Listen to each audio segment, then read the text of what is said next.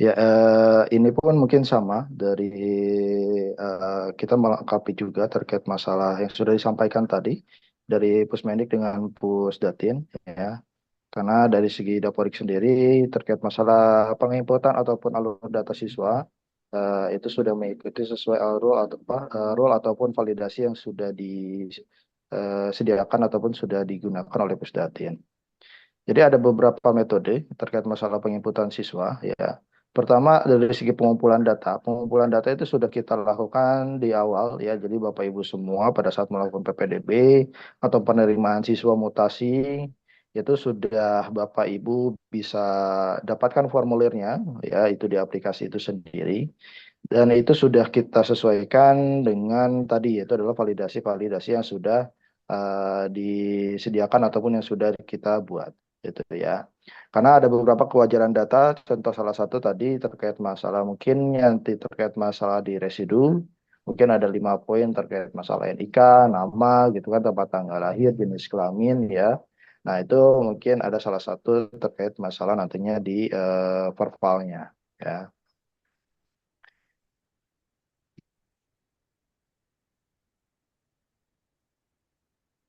Nah, kemudian di sini ada tiga, ya, ada tiga metode terkait masalah penginputan data siswa. Yang pertama itu adalah PPDB. Ya, PPDB ini hasilnya ataupun PPDB ini dilakukan pada saat tahun ajaran baru, yang biasanya dilaksanakan oleh dinas kabupaten kota. Ya, jadi dari dinas kabupaten kota melakukan PPDB, maka nanti ada hasil PPDB atau nama-nama siswa yang sudah masuk ke sekolah yang baru. Nah, dari sekolah-sekolah yang baru itu nanti akan muncul lagi di dalam yang namanya Pusdati nanti akan diverifikasi atau diminta datanya. Ya, kenapa harus ada dari Pusdatin? Karena nanti akan divalidasi terlebih dahulu mana data-data yang kategorinya mungkin siswanya ganda atau sebagainya. Ya, nah dengan data yang valid maka nanti data itu akan dimasukkan ke dalam aplikasi Dapodik. Ya, jadi pada saat tahun ajaran baru secara otomatis siswa kelas 1 itu sudah masuk ke aplikasi masing-masing sekolahnya. Ya. Kemudian yang berikutnya di sini adalah mutasi, ya, atau tarik peserta didik sama jenjang atau beda jenjang. Ya. Nah, di sini untuk penarikan data siswa, entah itu kategori yang mutasi ataupun lulusan, ya, dari jenjang sebelumnya. Jadi sekolah ini melakukan yaitu tadi, ya, jika menerima siswa itu disesuaikan dengan penerimaan siswa formulirnya, kemudian dari satuan pendidikan nanti akan muncul yang artinya itu adalah jika siswa, karena siswa ini kan seharusnya cuma terdaftar di dalam satu sekolah saja, ya, tidak lebih dari satu sekolah, ya. Maka validasi yang kita gunakan itu adalah NIK. Jika ternyata siswa ini sudah masih terdaftar di sekolah yang lama atau belum dikeluarkan, maka itu tidak akan bisa ditarik dengan oleh sekolah yang baru, ya. Jadi wajib hukumnya sekolah asal itu mengeluarkan data siswa terlebih dahulu, baru sekolah yang barunya bisa menarik data siswa itu sendiri, ya. Kenapa seperti itu? Karena ini untuk meminimalisir yang artinya itu adalah siswa yang berganda, ya. Tadi salah satunya yang ada di residu itu adalah siswa yang ganda. Ya, selain NIK dari non-Dukcapil, itu siswa yang ganda pun itu terkait masalah residu. Nah, kemudian di sini yang ketiga perekaman data siswa di luar Dapodik. Artinya untuk di luar Dapodik kita sediakan juga ada pilihan, yaitu adalah di situ ada penarikan data dari EMIS, ya. Nah, ada juga penarikan atau penambahan siswa yang memang kategorinya belum pernah sama sekali terdaftar di Dapodik ataupun EMIS, ya. Nah, di sini, ya, satuan pendidikan ini bisa melakukan atau penginputan atau menambahkan siswa baru itu di manajemen sekolah. Tetap validasinya itu adalah menggunakan NIK. Ya, dan kalaupun ternyata NIK tidak diisi, nanti itu akan otomatis menjadi tidak bisa diinputkan, ya, karena tetap validasinya NIK. Nah, pada saat NIK itu dimasukkan atau ditambahkan, jika memang ternyata sekolah tersebut, siswa tersebut masih terdaftar di sekolah yang lain dan statusnya aktif, maka setelah itu aplikasi akan menyesuaikan ada notifikasi, yaitu adalah siswa sudah terdaftar sekolah di A, B, C, D. Itu ya. Jadi ada informasi seperti itu yang mewajibkan sekolah mengkonfirmasi terlebih dahulu ke sekolah sebelumnya untuk mengeluarkan data siswanya ya. Jadi supaya tidak ada data yang ganda-ganda. Itu ya.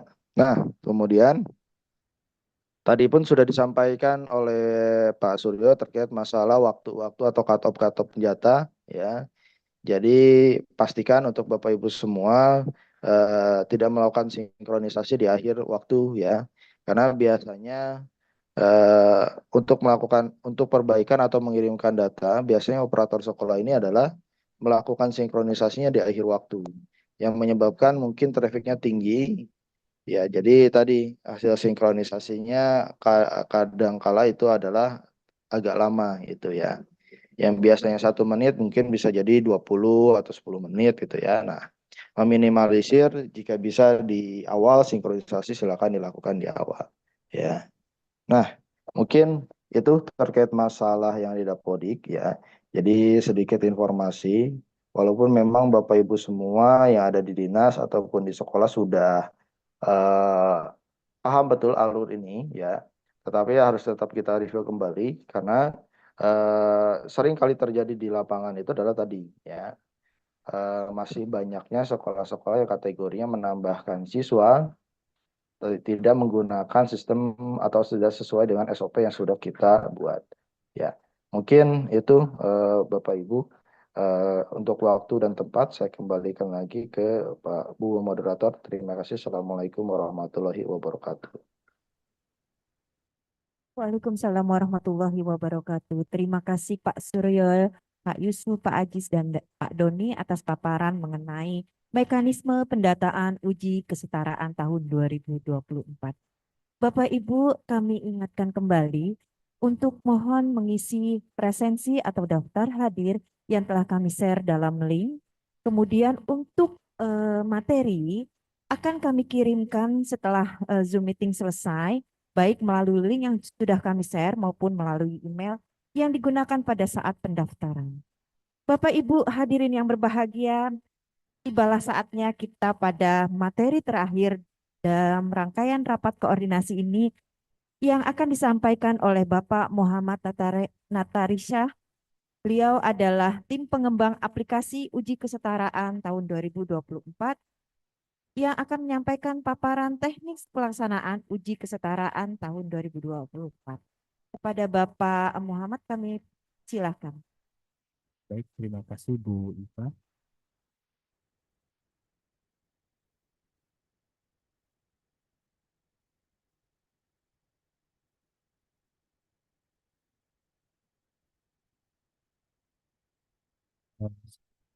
Ini menjelang siang Bapak Ibu hadirin sekalian, mudah-mudahan masih semangat. Mungkin saya akan mempercepat presentasi saya karena memang waktunya sudah mendekati Jumatan supaya nanti kita bisa berdiskusi lebih banyak lagi. Baik, terkait petunjuk teknis uji kesetaraan, jadi nanti kita akan mengirimkan atau mengupload ya juknis untuk UKA. Jadi yang saya paparkan di sini sebetulnya hanya sekilas saja ya, terkait yang apa hal-hal yang ada di juknis. Yang bisa saya rangkum untuk persiapan uji kesetaraan, jadi ada 4 hal ya Pak Ibu ya.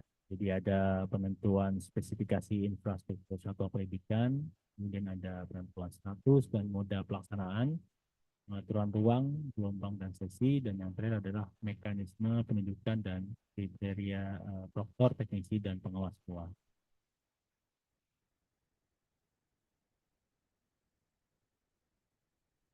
Baik. Untuk penentuan ruang, nah ini ruang seperti biasa ya Bapak Ibu ya. Ruang ujian itu harus aman dan layak untuk pelaksanaan uji kesetaraan.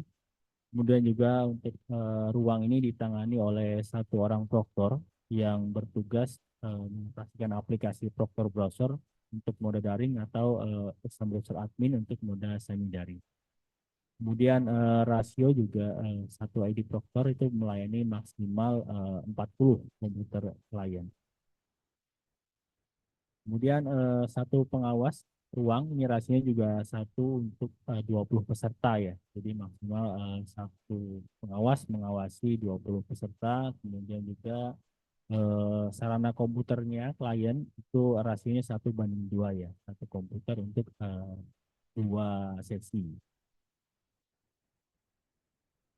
Dan penentuan status pelaksanaan uji kesetaraan ini juga sesuai kriteria yang sudah disampaikan di Juknis ya. Jadi Ketua Pendidikan nanti silakan menentukan status pelaksanaannya baik mau menumpang atau mau melaksanakan secara mandiri sesuai dengan sarpras yang ada di Satuan Pendidikan masing-masing. Kemudian ada juga nanti penentuan spesifikasi minimal ya untuk daring dan semi daringnya. Nah ini kita nanti kan akan memberikan spesifikasi minimal, silakan mau memilih moda yang mana, baik itu yang daring maupun yang semi daring. Dan penentuan status dan moda ini juga dilakukan atau diisi ya di web pendataan, di web komunikasi. Jadi nanti teman-teman dari Satuan Pendidikan dan dari Dinas itu silakan saling berkoordinasi untuk menentukan status pelaksanaan dan moda pelaksanaannya. Dan ini sesuai yang sudah disampaikan tadi sebelumnya ya, ketika sesi pendataan dari Mas Suryo, ada waktu-waktu yang akan kita hentikan atau ada waktu cut off untuk pendataannya, sehingga dipastikan dari Satuan Pendidikan untuk mengisi status dan moda pelaksanaannya sebelum waktu berakhir, agar dari kami bisa mendapatkan data yang sesuai dan bisa digunakan untuk delivery testnya. Kemudian untuk ruang, gelombang, dan sesi ini juga nanti akan diatur ya di laman pendataan juga ya, di web komunikasi. Jadi pastikan nanti Satuan Pendidikan dan tim teknis kabupaten kota untuk saling berkoordinasi untuk mengecek keterisian dari data-data yang dibutuhkan. Kemudian terkait proktor teknisi, ini juga ditetapkan oleh Satuan Pendidikan berdasarkan kriteria tertentu. Nah ini mohon dipastikan proktor dan teknisi yang bertugas ini adalah orang-orang yang sudah familiar dengan aplikasi ya. Jadi nanti diharapkan tidak ada kesulitan ketika melakukan uji kesetaraan. Kemudian pengawas ruang juga diusulkan oleh Satuan Pendidikan dan ditetapkan oleh Dinas Pendidikan Kabupaten Kota atau kantor Kemenang.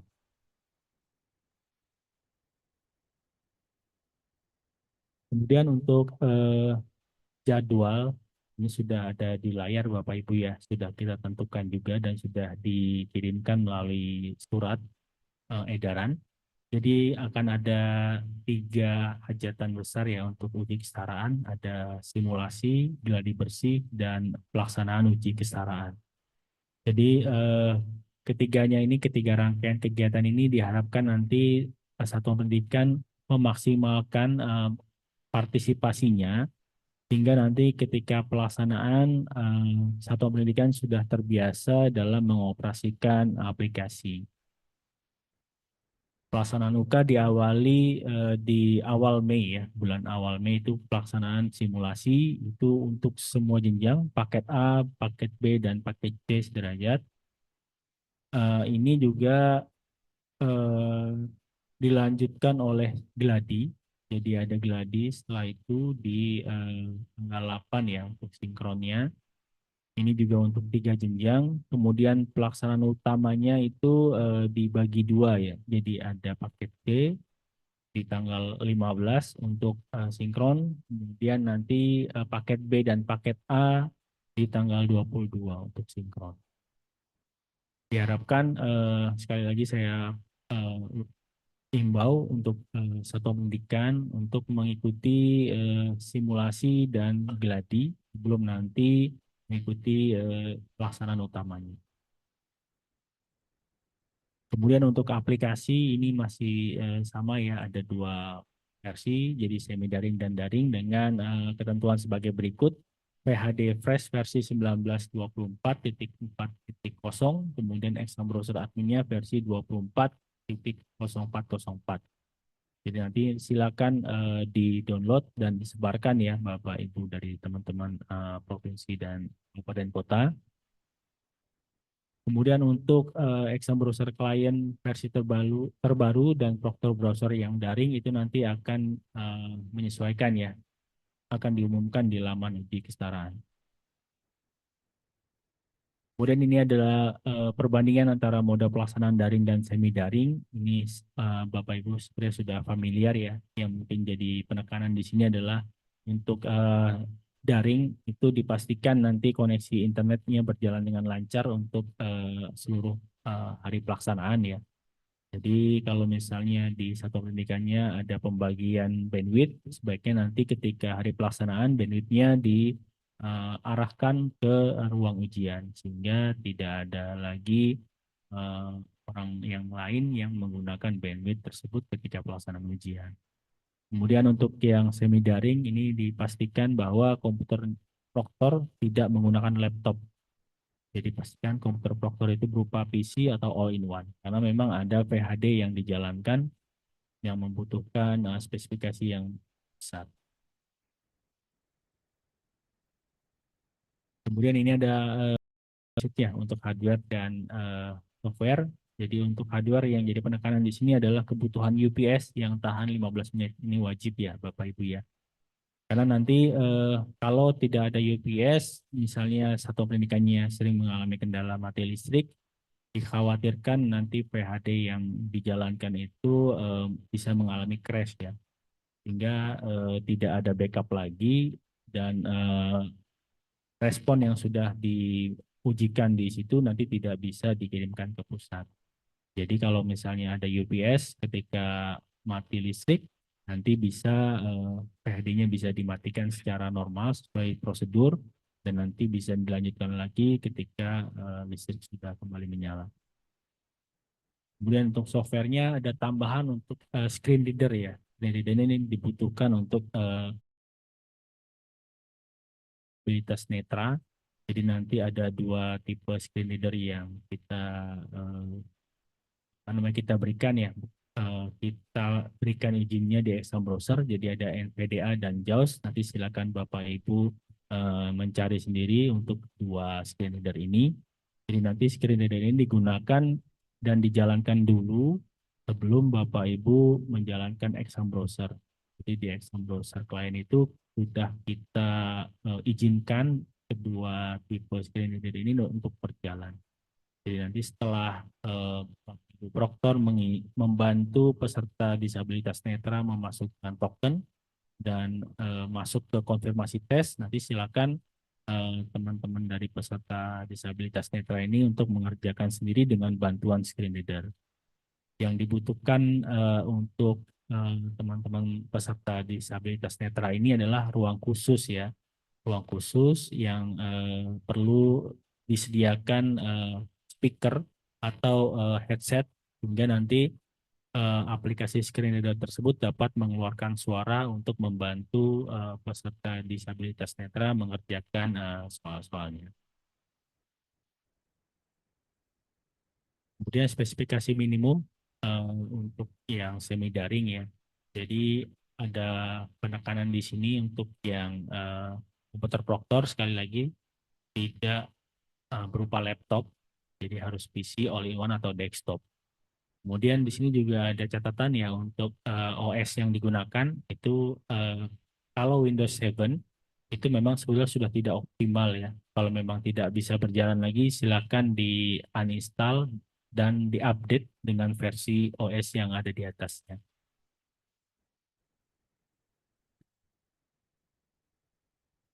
Ini denah jaringan untuk semi daring ini sama seperti tahun-tahun sebelumnya. Ada yang terkoneksi dengan internet dan terkoneksi dengan jaringan lokal. Ini adalah tampilan dari PHD UK 2024. Pastikan nanti ketika menggunakan exam browser admin, tampilan halaman loginnya seperti ini ya Bapak Ibu ya. Kalau misalnya masih ada yang tampilan halaman loginnya tidak seperti ini, berarti nanti PHD yang digunakan adalah PHD yang versi lama. Silakan mengganti dengan PHD yang versi terbaru untuk UK 2024. Kemudian untuk yang daring sama antara untuk hardware-nya ya dan prerequisite software-nya. Jadi masih sama seperti tahun sebelumnya. Yang perlu ditekankan di sini adalah bandwidth ya, ketersediaan bandwidth untuk yang daring dan software screen reader. Untuk spesifikasi komputernya ini sama antara klien dengan Proctor, jadi bisa menggunakan laptop, desktop, atau all-in-one. Untuk denah jaringan juga sama ya. Yang penting semua komputer yang digunakan, baik itu komputer Proctor maupun klien, harus terkoneksi langsung dengan internet. Bisa dengan access point atau dengan kabel. Yang penting nanti terkait access point, pastikan bahwa access point tersebut kuat untuk menghandle banyak komputer. Kemudian ini nanti tampilan aplikasi Exam Browser Admin ya Bapak Ibu ya. Jadi nanti sudah dibuat lebih sederhana. Nanti silakan digunakan. Harusnya sudah lebih familiar ya dari pelaksana UK yang sama. Kemudian juga ada catatan ya terkait untuk penggunaan Exam Browser Admin ini. Jadi nanti setelah setiap hari itu sebaiknya dilakukan backup ya. Dilakukan backup source dengan mengklik tombol backup, kemudian nanti simpan file source-nya pada flash disk atau hard disk eksternal.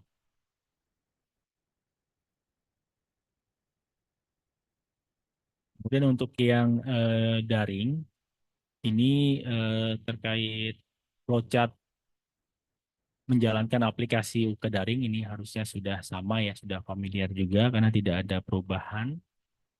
Ini juga tampilan dashboard untuk Proctor yang daring. Yang jadi tambahan mungkin kalau yang sudah melaksanakan ANSD kemarin ya, ANSD atau paket A kemarin ini mungkin sudah familiar.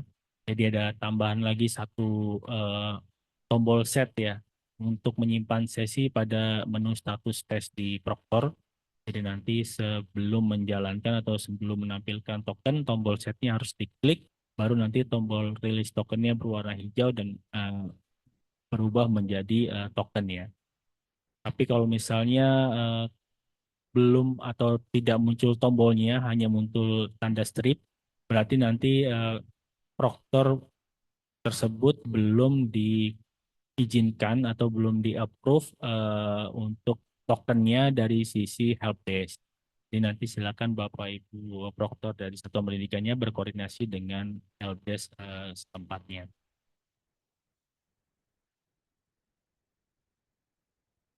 Baik, mungkin sekian dari saya paparan terkait jenis K.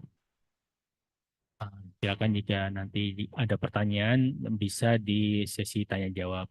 Saya kembalikan ke moderator Bu Iva. Terima kasih. Baik, terima kasih Pak